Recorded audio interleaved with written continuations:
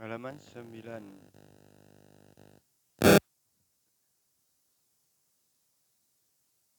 Kriteria makanan manusia. 1. Bahan makanan. B. Bahan alami. B. Tidak mengandung kostamina biologi kimia fisik. C. Minimalkan zat antinutrisi. D. Bukan makanan modifikasi. E. Tanpa bahan tambahan pangan. B. TP sintetik. F. Minimalkan reaksi Maillard dalam makanan. Proses pengolahan makanan. A. Mengukus atau merebus, sangat disarankan. B. Menumis menggunakan minyak baru. Menggunakan minyak zaitun lebih sehat, jumlah minyak sedikit. C. Menggoreng menggunakan minyak baru. Menggunakan api sedang, minimalkan residu minyak dalam produk. Tidak terlalu kering daging, ikan, tempe, atau tahu. Membakar, tidak sampai hangus, tidak menggunakan kecap atau saus tiram. D. Memanggang, tidak sampai hangus, tidak menggunakan kecap atau saus tiram. F. Menghindari air fryer. F. Mengurangi penggunaan microwave. 3. Alat masak, gunakan stainless steel, kaca, dan karbon steel. Hindari bahan aluminium, kuningan, dan teflon. 4. Disarankan pangan fungsional, mengandung komponen yang bermanfaat terhadap fungsi organ tubuh dan menjaga kesehatan. Gambar 2. Kriteriakan makanan manusia. Halaman 10. Selanjutnya kita akan membahas satu persatu dalam kesempatan faktor dalam kriteriakan makanan manusia, yaitu 1. Faktor bahan makanan. Beberapa kriteriakan bahan makanan yang harus dipenuhi sebagai berikut. B. Merupakan bahan alami, baik berasal dari sumber nabati dan hewani. Makanan dari sumber nabati meliputi golongan biji-bijian, umbi-umbian, buah-buahan, sayuran, kacang-kacangan, minyak-minyakan, dan makanan dari sumber hewani meliputi aneka daging, unggas, kambing, sapi, dan lain-lain. Ikan, telur, seafood, susu, madu, dan lain-lain. Tidak mengandung kontamina atau cemaran karena dapat menimbulkan gangguan metabolisme tubuh. Berapa jenis kontamina yang dapat berpotensi menimbulkan risiko, yaitu kontamina biologi, contoh mikroorganisme patogen yang dijumlah melebihi ambang keamanan pangan, jamur dan kapang berbahan, dan lain. Kontamina biologi dapat menyebabkan penyakit ringan sampai berat seperti diare, kolera, disentri, tifus, keracunan, dan lain-lain. Sepanjang kontamina biologi tersebut dapat dihilangkan atau dapat diminimalkan sampai kadar di bawah resiko keamanan pangan, maka bahan makanan tersebut termasuk dalam bahan makanan manusia. Tahapan dalam proses pengelolaan dapat menghilangkan kontamina biologi adalah proses pencucian, perebusan, pengukusan, penumisan, penggorengan, dalam freeing, pemagangan, baking, ekstruksi, pasteurisasi, sterilisasi, dan lain-lain.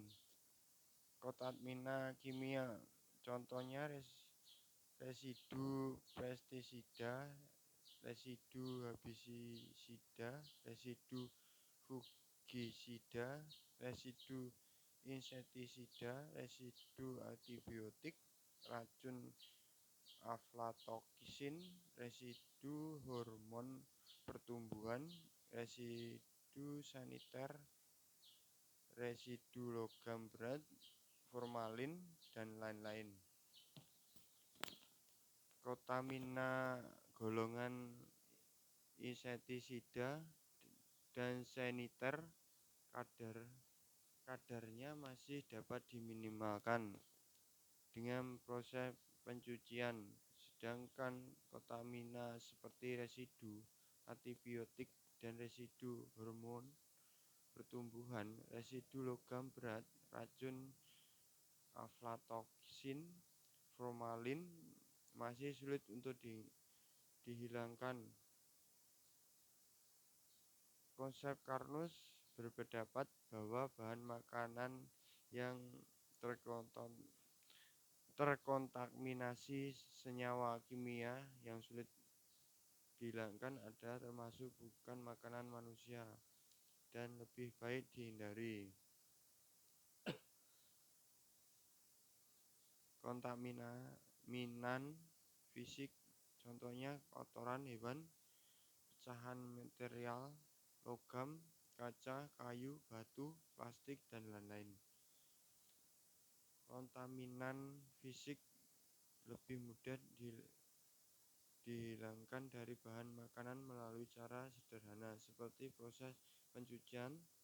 Setelah terbebas dari kontaminan fisik, maka bahan makanan tersebut termasuk makanan manusia. C. Kandungan zat antinutrisi dalam bahan makanan dapat diminimalkan. Beberapa bahan makanan secara alamiah mengandung zat antinutrisi yang dapat mengganggu fungsi tubuh dalam menyerapkan vitamin, mineral, dan nutrisi lainnya. Zat antinutrisi tersebut diantara lain lektin yang terdapat pada kacang-kacangan dan gandum. Lektin dapat menembus sel-sel yang melapisi saluran pencernaan dan menyebabkan hilangnya sel epitel usus, merusak membran lapisan epitel, dapat mengganggu pencernaan dan menyerapkan nutrisi, merangsang perubahan flora bakteri, dan memicu reaksi autoimun. Kandungan lektin dalam makanan dapat dikurangi dengan cara merendam, memasak, atau mengfermentasi bahan makanan. Oksalat terdapat pada wijen, kedelai, ubi talas, ubi konjac, millet hitam, dan millet coklat. Halaman 12. Oksalat dapat menyebabkan nyeri otot, batu ginjal, dan vulvodynia. Nyeri kronis di sekitar lubang vagina. Kadar oksalat dalam bahan makanan dapat dikurangi dengan mencuci, memasak, atau merendam dengan asam. Meningkatkan asupan mineral, magnesium, dan zina dalam makanan dapat mengikat asam oksalat sehingga dapat menurunkan penyerapan oksalat. Peptide terdapat pada biji-bijian dan kacang-kacangan. Di dalam tubuh Fitat dapat menghambat penyerapan kalsium, zat besi, magnesium, dan zinc. Fitat juga merupakan antioksidan kuat sehingga mampu memberikan manfaat di samping mengganggu penyerapan mineral. Senyawa fitat dapat dihilangkan dengan proses perebusan glukosinolat.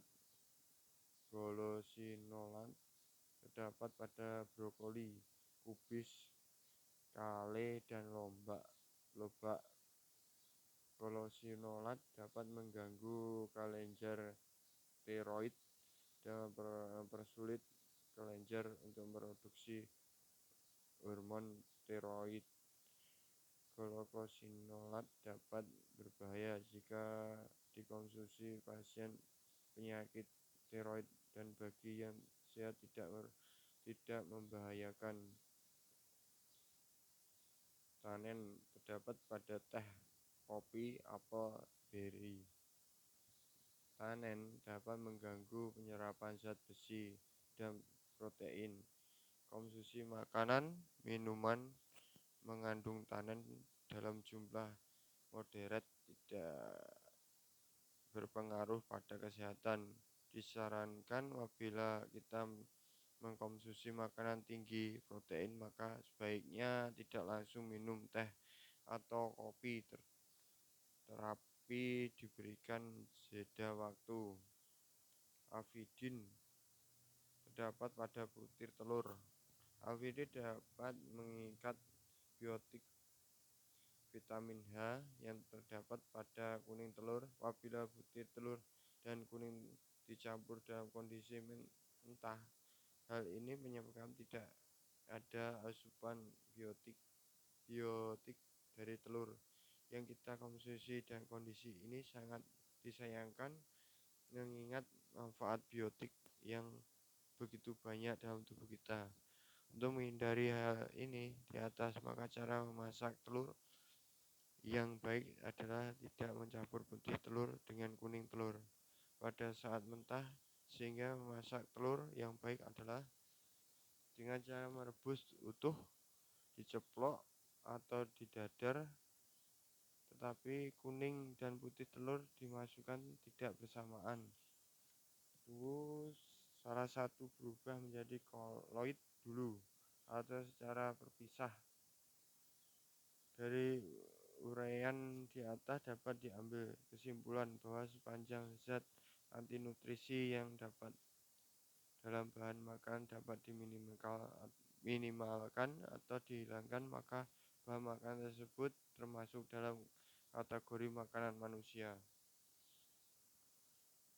Bahan makanan bukan dihasilkan dari proses modifikasi. Proses modifikasi di sini antara lain adalah proses hidrogenasi parsial, yaitu proses penambahan atom hidrogen pada asam lemak tidak jenuh secara parsial sebagian, sehingga menghasilkan asam lemak trans.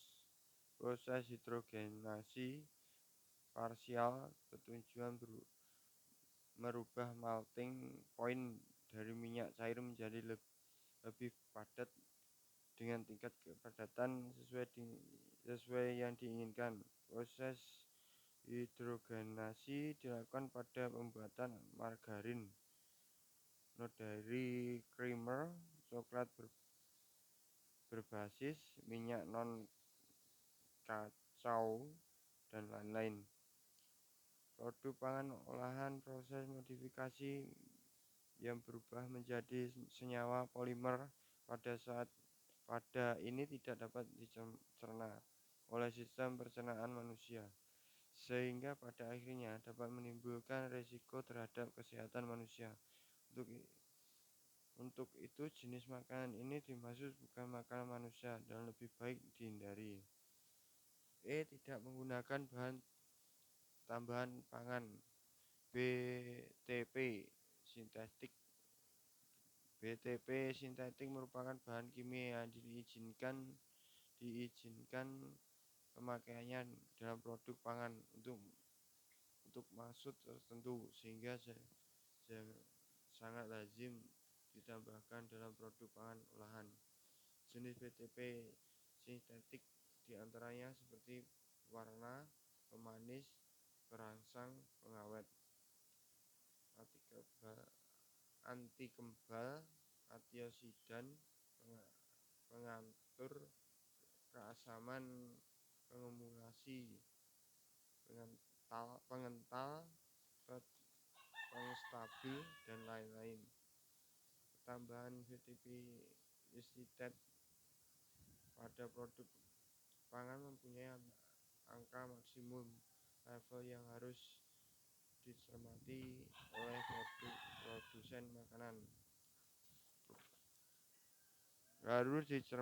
oleh produsen makanan. Di sisi lain, tubuh manusia juga. Halaman 14.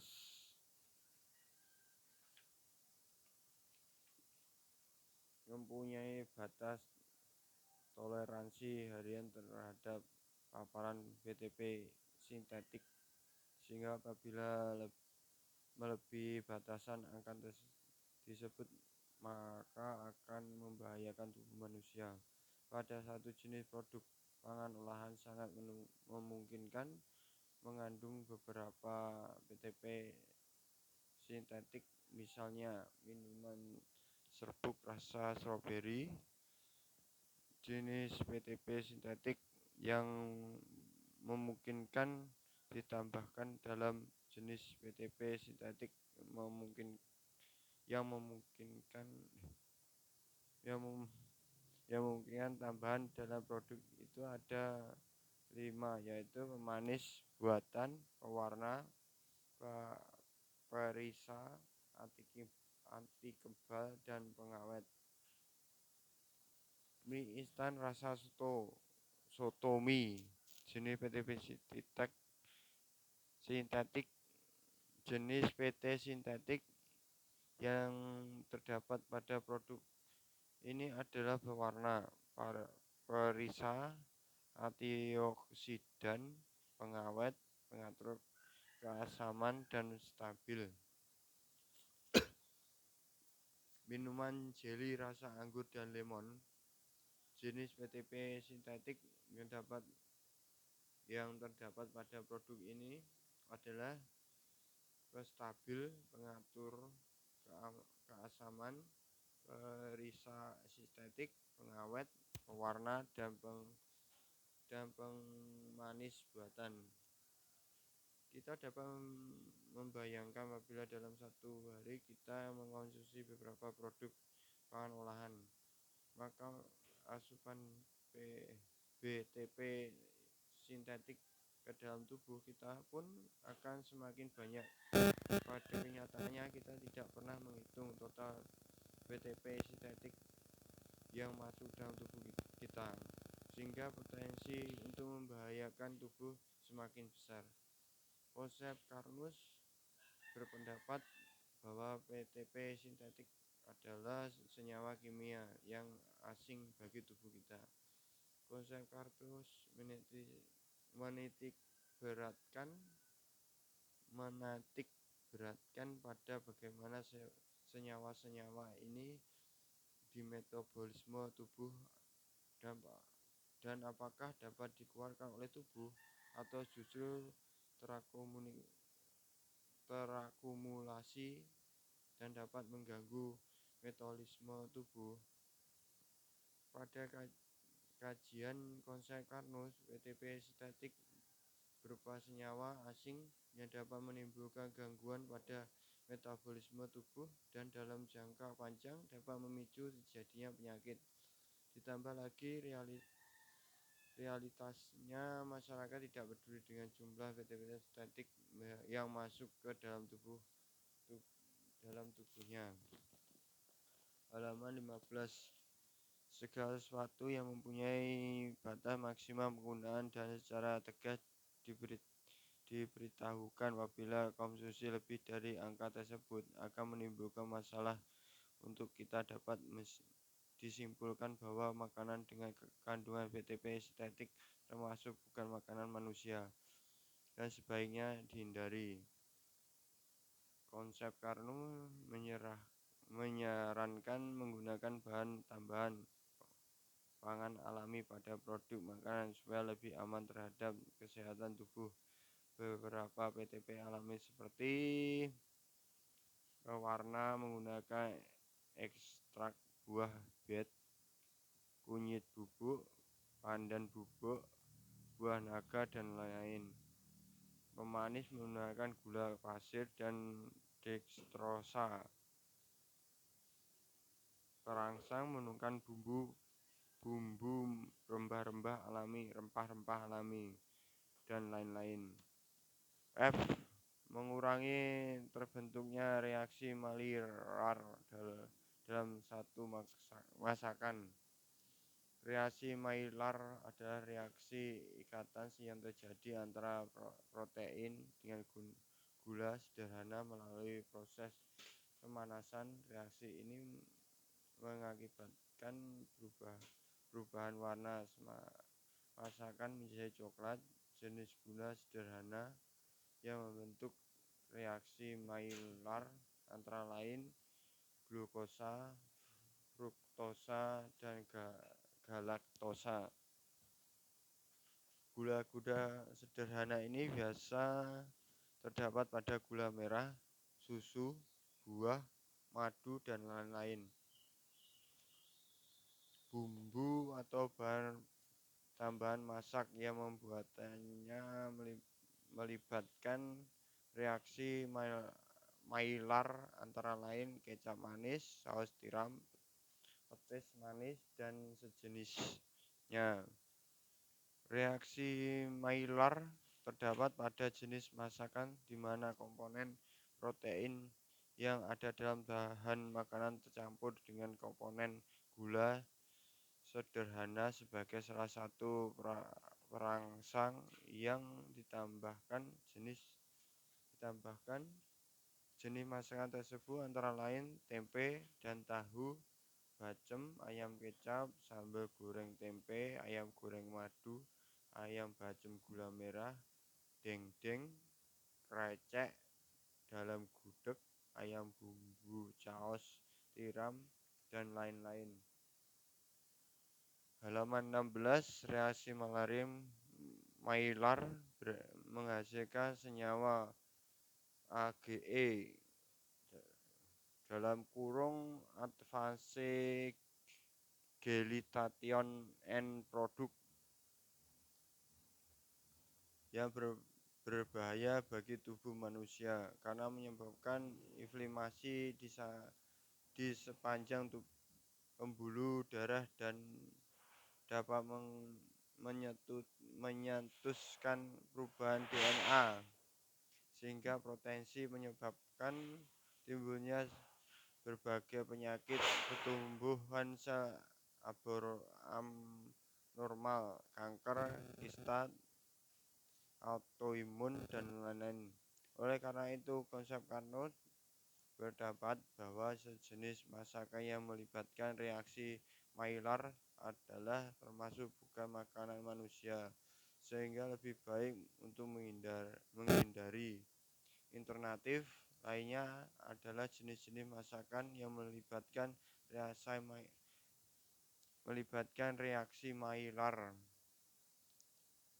tersebut dilakukan modifikasi tata cara memasak sehingga tidak terjadi reaksi Maillard dalam proses memasakannya.